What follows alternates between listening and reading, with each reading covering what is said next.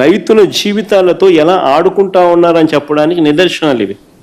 అదే మా ప్రభుత్వ హయాంలో, వైఎస్ఆర్సీపీ ప్రభుత్వ హయాంలో ఉల్లి రేటు కేజీ 40 రూపాయల నుంచి కేజీ 120 రూపాయలకు తగ్గల 5 ఏళ్లలో.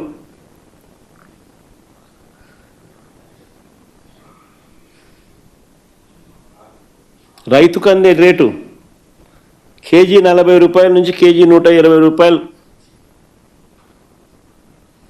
ఒకసారి ఎక్కడో మధ్యలో కొంచెం ఇదైతే 9,000 టన్నులు ప్రొక్యూర్మెంట్ కూడా చేసి మళ్ళా సప్లై కూడా జరిగింది. కోవిడ్ లాంటి సమయాలలో కూడా రైతులకు ఆదుకున్నాం. చీనీకాయల ధర 20 టన్ను 7,000, 8,000, 9,000, బాగొస్తే 12, 14. అదే వైఎస్ఆర్సీపీ హయాంలో కనిష్ట ధర 30,000, గరిష్ట ధర 1,00,000 చినికాయల రేటు.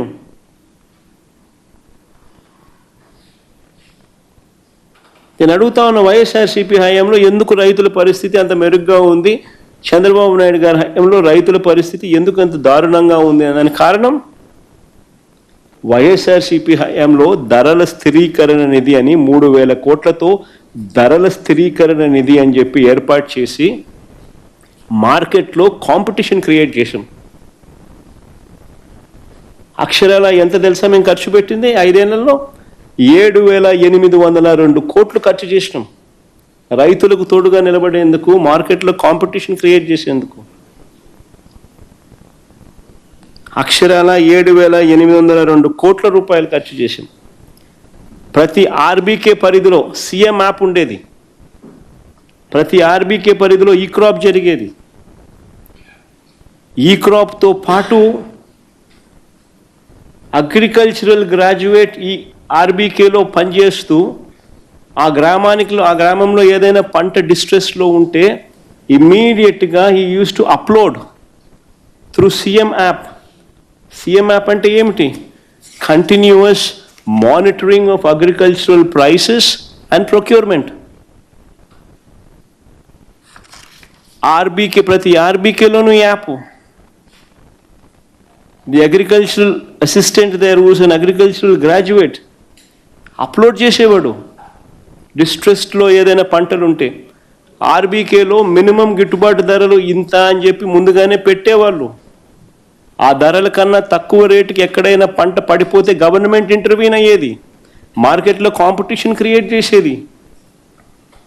కాంపిటీషన్ క్రియేట్ చేయడం కోసం 3,000 కోట్ల ధరల స్థిరీకరణ నిధి ఏర్పాటు చేసింది.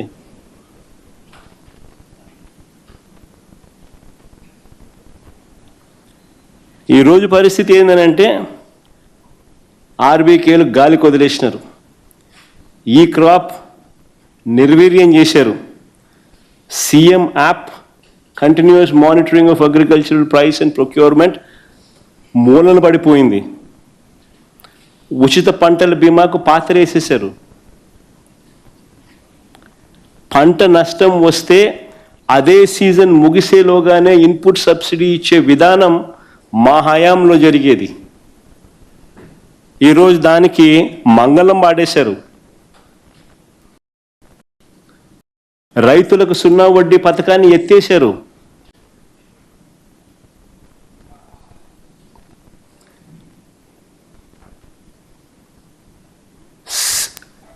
పంట నష్టం వస్తే అదే సీజన్లో పంట నష్టం మరుసటి సంవత్సరం అదే సీజన్ వచ్చేలోగానే ఇన్సూరెన్స్ ప్రతి ఒక్కరికి వచ్చేది ఉచిత పంటల బీమా ద్వారా. గాలికి పోయింది విధానాలు. మేము క్రమం తప్పకుండా రైతు భరోసా కార్యక్రమం ఇచ్చేవాళ్ళం. క్రమం తప్పకుండా రైతు భరోసా కింద 13,500 రూపాయలు ప్రతి రైతు చేతిలో పెట్టుబడి సహాయం అందేది. ఇవన్నీ గాలికి వదిలేసినారు, ఎత్తేసినారు. ఇవన్నీ ఎత్తేసి పిఎం కిసాన్తో సంబంధం లేకుండా ఏడాదికి 20,000 రూపాయలు ఇస్తాము అన్నదాత సుఖీభవ అని పేరు పెట్టి అనే మాట చెప్పి పిఎం కిసాన్తో సంబంధం లేకుండా అన్నదాత సుఖీభవ అని పేరు పెట్టి మేము 20,000 ఇస్తామని చెప్పి మొదటి ఏడాది ఎగ్గొట్టేశారు. ఇవ్వాల్సిన 20,000లో రెండో ఏడాది 20,000కి 5,000 ఇచ్చినారు. అంటే 40,000కి 5,000 ఇచ్చినారు. రైతుల పరిస్థితి ఇది.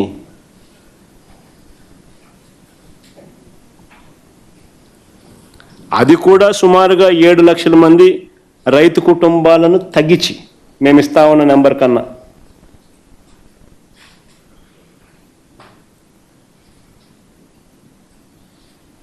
నేను చెప్పే ప్రతి మాట వాస్తవం అవునా కాదా అన్నది ప్రతి ఒక్కరూ గుండెల మీద చేతులు వేసుకుని ఆలోచన చేయమని అడుగుతాను.